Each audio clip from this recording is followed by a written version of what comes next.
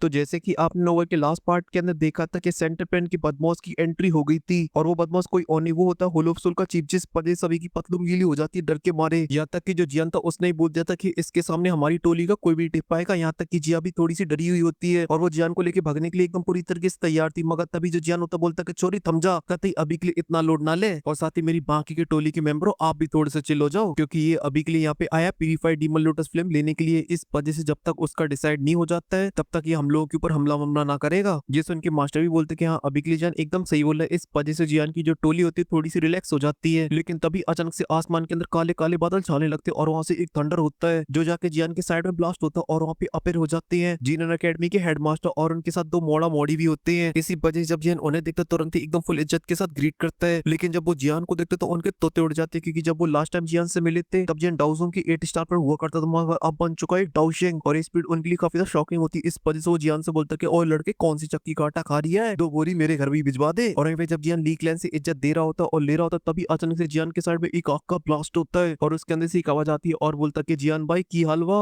सब चंगा सी। ये आवाज सुनती है जियान तुरंत ही उसी डाइस की तरफ देखता है जहाँ पर आग के अंदर से निकल रहे होते 3 फिगर, और अभी के लिए जिस बंदे ने ये जियान से बोला होता है जियान उसे तुरंत ही पहचान जाता है। इस वजह से एकदम फुल इज्जत में ग्रीट करता और बोलता है अरे भाई हुआंग आप हो ये तो, और बताओ की हलवा। और अभी के लिए उसके साइड में वही लड़की होती जो की आई थी गू रिलम के अंदर, मगर अभी के लिए उनके साथ जो बंदा आया था जो की अभी के लिए काफी ज्यादा एजेड भी होता है और साथ ही काफी ज्यादा पावरफुल भी, लेकिन यहाँ पे वोयन बोलता है कि मैं तो एकदम बढ़िया हूँ, मगर जियान भाई आपने तो कभी बहन का स्टॉक कर रखा है टैलेंट का। अभी के लिए हमको मिली बस केवल 2 साल ही हुए मगर आपने डाउशेंग के अंदर ब्रेकथ्रू कर लिया है, सच में आप तो काफी ज्यादा खतरनाक हो। ये सुनते कि जो जियान होता है हंसने लगता है और बोलता है अरे हुजोन भाई आप भी कम नहीं हो, अभी के लिए आप भी बांगशेंग के एडवांस लेवल के अंदर ब्रेकथ्रू कर चुके हो। और ये बोलते टाइम जियान काफी ज्यादा नॉर्मल लग रहा था, मगर वो अंदर से पूरी तरीके से शॉक था, क्योंकि अभी के लिए जो कल्टीवेशन की स्पीड थी वो बहुत ही ज्यादा फास्ट थी, क्योंकि वो तो जियान ने बुद्धिस्ट हार्ट को ले लिया जिस वजह से जियान की स्ट्रेंथ सडनली इतनी ज्यादा बढ़ गई, वरना जियान अभी के लिए नॉर्मल तरीके से चल रहा होता तो जियान को अभी के लिए अपनी पूरी चक्की के आटे पे कॉन्फिडेंस था कि वो अभी के लिए इससे पीछे होता। और ऐसे जियान हुजुआन को कुछ देर तक देखता रहता, मगर तभी अचानक से एकदम से हैरान हो जाता है और बोलता भाई हुजुआन अभी के लिए तुम्हारी बॉडी के अंदर तो एक हेवनली फ्लेम है, तुमने अभी के लिए उसे रिफाइन कर लिया है। वहीं पे जो हुजुआन होता वो भी कुछ नहीं छुपाता और बोलता कि जियान भाई बिल्कुल तुमने सही पहचाना, वरना अभी के लिए जो मेरी स्ट्रेंथ है वो इतनी सडनली नहीं बढ़ती है, और इसमें मेरे एल्ड्रो ने भी मेरी मदद की थी। और अभी के लिए जो मेरे पास हेवनली फ्लेम है उसका नाम है 8 वेस्टलैंड डिस्ट्रक्शन फ्लेम, जो की हेवनली फ्लेम रैंकिंग के अंदर 6 नंबर पे आती है। ये सब सुन के जो जियान तो तुरंत ही हमें नोट कर देता है, क्योंकि वो अभी के लिए इस बात को जानता था कि यान क्लैन के पास 4 हेवनली फ्लेम है जिनमें से 2 तो टॉप 10 के अंदर आती हैं, लेकिन उसने इस बात की बिल्कुल भी उम्मीद नहीं की थी कि वो अभी के लिए दोनों हेवनली फ्लेम को दिख पाएगा, क्योंकि जो हुआलिंग है उसके पास रेड लोटस फ्लेम है। इसी वजह से अब जियान के सामने ये दोनों हेवनली फ्लेम होती है तो जियान के मुंह में पानी आने लगता है, ऐसा लगता है कि दबोच के इन दोनों की बॉडी में से निकाल ले वो। और साथ ही उसे थोड़ी जेलिसी भी हो रही होती है, क्योंकि अगर उसे कोई हेवनली फ्लेम चाहिए तो उसे बहुत सारे पापड़ बेलने पड़ते जब जाके उसे हेवनली फ्लेम मिलती है, और कहीं एक इस कोने में मिल रही तो दूसरी पता नहीं कौन सी कोने में मिल रही है जाकर, और इसके बीच में 2-3 बार मौत को छुके टक से वापस आना पड़ता है। लेकिन यहाँ पे इस एंशिएंट क्लैन के पास इतना तगड़ा कलेक्शन है और ऊपर से उन्होंने मजाक मजाक में 6 रैंक की हेवनली फ्लेम दे दी अपने बच्चों को, लेकिन यहाँ पे जो जियान था उसने अपनी पूरी एडी से लेके सर तक का जो लगा लिया तब उसे मिली एक 9th नंबर की हेवनली फ्लेम। लेकिन यहाँ पे हुआयन तो उसने सोच रखी थी कि आज जियान की तो पूरी जला के ही जाएगा। इस पर बोलता है भाईजान अगर आपको इतनी हेवनली फ्लेम से मिर्चें लग रही तो फिर लो एक और। ये जो मेरे बगल में एल्डर खड़े हैं जो मेरे क्लैन के हैं उनके पास भी एक हेवनली फ्लेम है, हालांकि वो अभी के लिए कोई हाई रैंक की तो नहीं है मगर हेवनली फ्लेम तो हेवनली फ्लेम होती है, और उसकी जो रैंक है वो 16 है और उसका नाम है फायर क्लाउड वाटर फ्लेम। ये सुन के जब मैंने बोलता जी ससुर साला ये कोई जिंदगी है। और अभी के लिए जो मेरे तीनों सामने पर्सन खड़ी हुई ये लोग अभी के लिए यहाँ पर मेरे गोरे गोरे बम को एक काला बनाने के लिए आई है, पूरा जला के ही मानेंगे का। लेकिन अभी के लिए कुछ ही, मगर ये कंटेंट कितना ज्यादा बड़ा है। लेकिन अभी के बस इस छोटी सी जगह पे 8 हेवनली फ्लेम है। लेकिन तभी जियान के जो बम जलन से जल रहे होते हैं अचानक ही वहाँ पे एकदम से खुशी फैल जाती है, माहौल उसके लिए एकदम पूरा रोमांटिक हो जाता है। चारों तरफ गोल्डन कलर की जो बटरफ्लाई होती है वो उड़ने लगती है और जियान का जो दिल होता है वो खुशी के मारे गार्डन गार्डन हो चुका होता है। और उससे कुछ दूरी पे कुछ लोग अपेयर होते हैं और उनमें से एक बंदी होती है वो जियान की मन की बात को भी सेंस कर लेती है और बोलती है साइन गागा अभी के लिए आप गलत सोच रहे हो, यहाँ पर 8 हेवनली फ्लेम नहीं है बल्कि यहाँ पर 9 हेवनली फ्लेम है। और ये जब वर्ड जियान के कानों पड़ता है जियान की खुशी का कोई ठिकाना नहीं होता, वो पहुंच जाता है 7वें आसमान पे और तुरंत ही पीछे मुड़ के देखता और बोलता है मेरी सॉरी मेरी यूनर। और पे अब जियान के सामने एक लवली सी फिगर खड़ी होती है और वो होती है हमारी प्यारी सी यूनर, और उसके साइड में होते हैं बदमाश गैंग पावरफुल डाउशिंग लेवल की बॉडी। इस वजह से अब जो जियान का डर था वो साइड हो चुका होता है। और फिर जब इस ट्राई को वहाँ के बाकी के लोग देखते तो वो भी आपस में बातें करने लगते हैं, क्योंकि यहाँ पर आए हुए सभी लोग काफी बड़े दिग्गज होते हैं। इस वजह से उन्हें पता था कि सामने कौन है, और साथ ही वो ये भी जानते थे कि वो सेंटर पेन की कितनी बड़ी तुरमखा क्यों ना बने रहे, मगर जब बात पावर की आ जाती तो एंशिएंट क्लैन के सामने कोई नहीं टिक सकता, और वो भी गू क्लैन के सामने। यहाँ तक कि जो होलोप्सल का चीफ था जो कि अभी के एकदम शांत खड़ा होता, जब वो भी गू क्लैन के लोगों को देखता तो उसके एक्सप्रेशन चेंज हो जाते हैं और बोलता कि फाइनली गू क्लैन भी यहाँ पर आ गया। और फिर वो एक पल के लिए पूरी यूनिट के ट्रायो को देखता और बोलता है कि अभी के लिए हमारा हुनग्रेन इतने सालों से स्पीफाइड डीमन लोटस फ्लेम के पीछे लगा हुआ है और ये बात गुकलैंड भी अच्छे से जानता है। अगर ये हमारे हाथ लग जाती है तो फिर हम लोग सबकी खटिया खड़ी कर देंगे, मगर ये लोग ये नहीं चाहते। इस पर ये फटे में टांग अड़ाने के लिए यहाँ पर आए हैं। और फिर यूनिट के साइड में खड़ी एल्डर को देखता और बोलता कि मैंने इस बात की उम्मीद नहीं की थी इस बार गुकलैंड गूनेन हाई को भेजेगा। जिस उनके हुनग्रेन का जो young master I mean Gojo होता है वो अपनी आंखें खोल लेता है और एल्डर गूनेन हाई को पूरा स्कैन कर देता और बोलता कि अभी के लिए भले ही काफी ज्यादा स्ट्रॉन्ग है मगर मुझे पूरा यकीन है कि होल्ची पे इन्हें रोक के रख सकते हैं और अभी के लिए इनके ऊपर गुकलैंड भी अपने और वॉरियर को नहीं भेजेगा, क्योंकि अभी भी जो एंशिएंट क्लैन के बीच में जो ऑर्डर चल रहा है वो अभी भी कंटिन्यू है। इसी वजह से मुझे नहीं लगता कि होलोप्सुल के सामने कोई 1000 लेवल के 5 स्टार के नीचे का वॉरियर आपके सामने टिक पाएगा। ये सुन के होलोप्सुल के चीफ के चेहरे के ऊपर स्माइल आ जाती है और फिर जो गोजो होता है वो आसमान की तरफ देखता है जहाँ पर उसे सेंस होता है कि यहाँ पे बहुत ही तगड़े लोग हैं जो कि अभी के लिए इस पूरी जगह को नोटिस कर रहे हैं। लेकिन वहीं पे जो हमारे हीरो हीरोइन होते वो तो अलग ही चल रहे होते हैं, उनकी तो अलग ही आस की चल रही थी। दोनों बस एक दूसरे को देख देख के मुस्कुराए जा रहे थे। ये देखे तो यूनिट के साथ आए हुए जो एल्डर तो वो हैरान परेशान हो जाता है क्योंकि वो सभी के सभी अभी के लिए मौत के कुएं के अंदर है, मगर जो प्रिंसेस है वो तो खुशी के मारे फुली नहीं समा रही है। लेकिन वहीं पे गूर इलम की बात की है तो वहाँ पे एकदम साफ सूंगा रहता है। इनको हंसना और स्माइल करना तो बहुत दूर की बात है, ये तो अपने लोगों से सही से बात नहीं करती। और वहीं पे जो हमारा हीरो वो तो एक नंबर का टर्की है क्योंकि वो तो एकदम फुल बेसर्मी वो तराता जहाँ पर अभी के लिए उसका सबसे बड़ा दुश्मन खड़ा है उसे उसकी कोई परवाह नहीं, यहाँ तक कि प्यूरिफाइड डीमन लोटस फ्लेम की भी परवाह नहीं। वो तुरंत ही रॉकेट की स्पीड से जाता और धह दबोच लेता है बंदी को अपनी। और अब उसकी जो बेसर्मी थी वो एकदम पीक लेवल पे पहुंच चुकी थी क्योंकि अब वो बन चुका है एकदम फुल बदमाश, क्योंकि अब उसकी जो स्ट्रेंथ थी वो उस लेवल पे पहुंच चुकी है किसी की बाप में दम नहीं जो उसे मना कर पाए, चाहे फिर वो गुकलैंड की डिवाइन ब्लड लाइन रखने वाली लड़की क्यों ना हो जो कि उनके क्लैनों में हजारों साल बाद अपीयर हुई है। और साथ ही अभी के लिए उसकी जो स्ट्रेंथ है वो ऑलमोस्ट जियान के बराबर की है। इसी वजह से अब तो मियां बीबी राजी तो अब घंटा कुछ नहीं बिगाड़ पाएगा काजी, क्योंकि पूरे गुकलैंड के अंदर कोई भी यंग जनरेशन के अंदर नहीं है जो जियान के सामने खड़ा भी हो पाए, या फिर ऐसा बोला जाए इस पूरी कॉन्टिनेंट के अंदर इकलौता जियानी जो कि यूनर के साथ खड़े होने की हिम्मत रखता है। इसी वजह से अभी चला जाए गुकलैंड के अंदर और यूनर का हाथ मांग ले तो अब किसी के बाप में दम नहीं जो मना कर पाए। उसे तो बचपन से किसी से कोई फर्क नहीं पड़ता था और नहीं किसी का डर था, इस वजह से वो तो तुरंत ही हक कर लेती और जियान के कंधे पे अपने सर को रख देती है। हालांकि उसने भी इसके लिए काफी सेक्रीफाइस किया क्योंकि उसके पास डिवाइन ब्लड लाइन थी, इस वजह से क्लैन के लोगों का उसके ऊपर काफी हैवी प्रेशर था। इसी वजह से जब तक उसने डाउशेंग के अंदर ब्रेक थ्रू नहीं कर लिया तब तक उसे जियान से दूर रहना पड़ा। लेकिन उसने 3 साल कंटिन्यू दिन रात मेहनत करी और फाइनली ब्रेक थ्रू कर लिया डाउशेंग के अंदर। तभी कुछ ही देर जो यूनो होती है अपने सर को उठाती और बोलती साइन गागा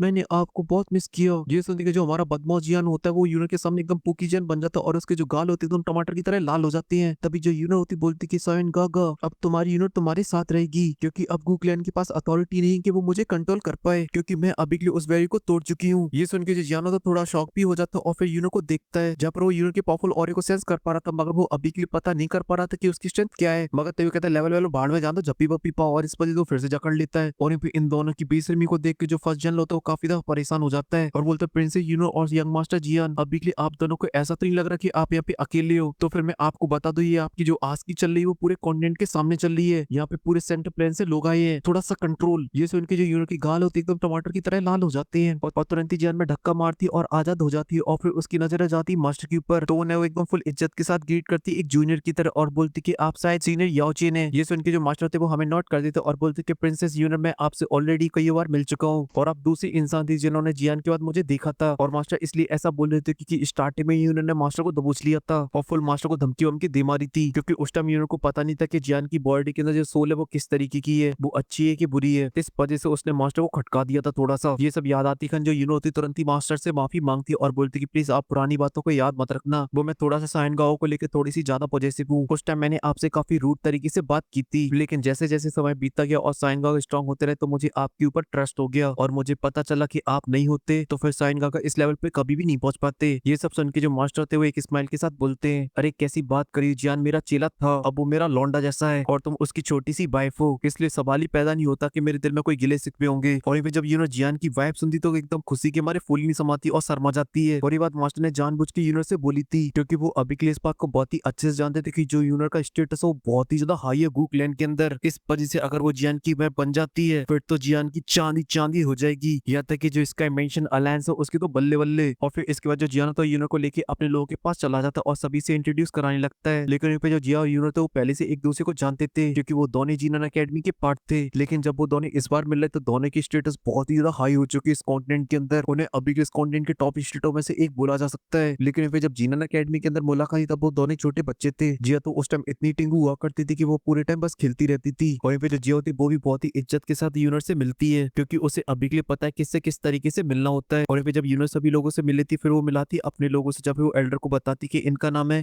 गुन एंड हाई जो कि अभी के लिए मेरे साथ प्यूरीफाइड डीमन लोटस फिल्म को इन्वेस्टिगेट करने के लिए आए हैं। ये सुन के जो जियान होता है तुरंत ही उन्हें ग्रीट करता और उन्हें स्कैन करता, मगर वो एकदम से हैरान हो जाता है क्योंकि वो अभी के लिए सेंस करता है कि इनका जो ऑरा वो बहुत ही ज्यादा खतरनाक है। भले ये अभी के लिए होल ऑफ सोल की चीफ की तरह एकदम खतरनाक तो नहीं लग रहे हैं, मगर फिर भी अभी के लिए जिया से काफी ज्यादा स्ट्रॉन्ग है। तभी गुन एंड हाई भी बहुत ही इज्जत के साथ जियान से मिलते और बोलते कि मैं अभी के लिए यहाँ पे बस देखने के लिए आया हूँ। फिलहाल के लिए अभी के लिए हमारे ऐसे कोई भी प्लान नहीं है कि हम प्यूरीफाइड डीमन लोटस फिल्म को लें, क्योंकि मैं अभी के लिए इस बात को बहुत ही अच्छे से जानता हूँ। शायद कुछ ही लोग हैं जो इसे ले सकते हैं हमारे पूरे एंशिएंट क्लैन के अंदर। मगर दोस्तों इस बात से मुझे एक सवाल आया, जो अभी के लिए गुइयोन फोर्सफुली इसे ले सकती है। अभी के लिए आपका इसको लेके क्या ओपिनियन वो आप लोग मुझे कमेंट के अंदर बताना। और साथ ही एक और चैप्टर रह गया, क्या मुझे वो भी एक्सप्लेन करना चाहिए या फिर छोड़ दूं ऑफिशियल एपिसोड के लिए।